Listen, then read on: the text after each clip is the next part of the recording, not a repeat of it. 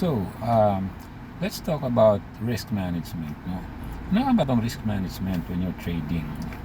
Risk management, when you practice it, means pinapahaba mo yung lifespan ng fund mo, or you're giving your fund a chance to grow.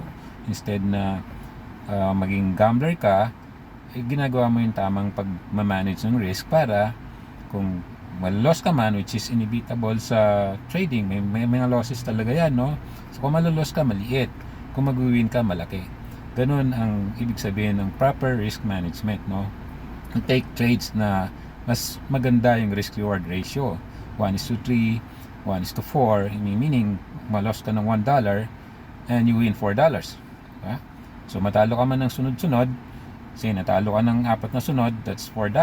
Nanalo ka ng isang beses, dahil 1:4 ang risk-reward ratio mo, tabla ka pa lang. Hindi ka talaga talo, no? Nanalo ka ng 2 beses, natalo ka ng 4 na beses, 1:4 ang risk-reward ratio mo. That means, profit ka ng $4.